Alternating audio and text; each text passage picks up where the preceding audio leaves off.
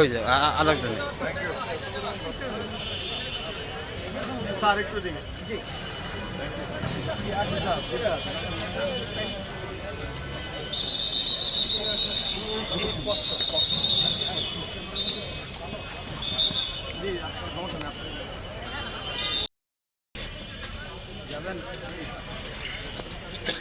আস্তে আস্তে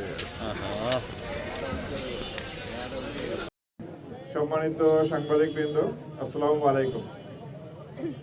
আমি আমার বক্তব্য শুরুতেই মহান শহীদ দিবসে ভাষা শহীদ যারা শহীদ হয়েছেন তাদের আত্মার মাগফিরাত কামনা করি এবং ভাষা আন্দোলনে অংশগ্রহণকারী যারা এই পর্যন্ত মৃত্যুবরণ করেছেন তাদেরও আত্মার মাগফিরাত কামনা করি এবং যারা জীবিত আছেন তাদের দীর্ঘায়ু এবং সুস্থতা কামনা করছি।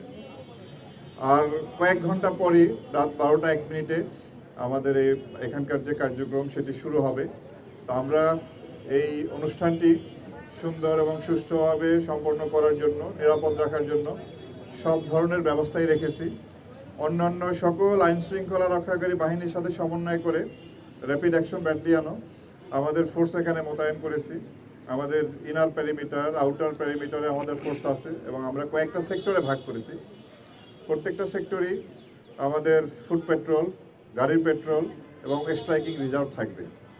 এছাড়াও আমরা অত্র এলাকাটি ভালোভাবে সুইপিং করেছি। আমাদের bomb disposal team stand by থাকবে। এছাড়া পুরা এলাকাটা কি আমরা 64টি ক্যামেরার মাধ্যমে এটা আপনার সিসিটিভির আওতায় নিয়ে এসেছি।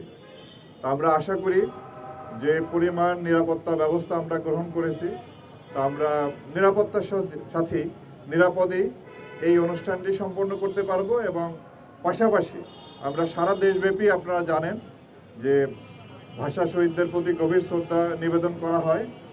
তা আমরা সারা দেশেই আমরা পর্যাপ্ত নিরাপত্তা ব্যবস্থা গ্রহণ করেছি। তো ইনশাল্লাহ ভালোভাবেই আমরা আমাদের এই কার্যক্রম সম্পন্ন করতে পারবো। তো আমি আপনাদেরকে এর আগেও যতবার আপনাদের সামনে মুখোমুখি হয়েছি গত 1.5 বছরে, যখন জুলাই আগস্টের পরে একটা ভঙ্গুর আইন শৃঙ্খলা পরিস্থিতি ছিল, তখন থেকেই কিন্তু আমরা আইন শৃঙ্খলা রক্ষাকারী বাহিনী আপনাদের মাধ্যমে দেশবাসীকে আশ্বস্ত করেছিলাম যে আমরা এই দেশের আইন শৃঙ্খলা পরিস্থিতি এটা নিয়ন্ত্রণে আনতে সক্ষম হব, ভালো করতে সক্ষম হব এবং একটি সুষ্ঠু নির্বাচন করার জন্য যেরকম পরিবেশ দরকার আমরা সেই রকম পরিবেশে নিয়ে আসতে সক্ষম হব। তো ইনশাআল্লাহ আমরা সবাই মিলে জাতিকে একটি সুষ্ঠু নির্বাচন উপহার দিতে সক্ষম হয়েছি এবং আমরা আশা করি আপনাদের মাধ্যমে দেশবাসীকে আশ্বস্ত করতে চাই ভবিষ্যতেও এই দেশের আইন শৃঙ্খলা পরিস্থিতি ক্রমান্বয়ে আরও ভালো হবে এবং আমরা অপরাধ নিয়ন্ত্রণে আনতে পারব। কোনোভাবেই যাতে আইন শৃঙ্খলা পরিস্থিতি বিঘ্ন না হয় সেদিকে আমরা সবসময় সতর্ক আছি, সজাগ দৃষ্টি রাখব। আমরা আপনাদের কাছে দৃঢ়ভাবে বলতে চাই যে দাবি আদায়ের নামে কিংবা আন্দোলনের নামে সাধারণ জনগণকে তাদের উপরে জুলুম করা বা তাদেরকে জিম্মি করে কোনো ধরনের কার্যক্রম আমরা হতে দেব না। আমরা চাই এদেশের মানুষ নির্বিঘ্নে চলাফেরা করবে, তাদের যে স্বাভাবিক জীবনযাপনের যে প্রক্রিয়া কার্যক্রম সেখানে যেন কোনো রকম বাধা না আসে সেজন্য আমরা সজাগ দৃষ্টি রাখব।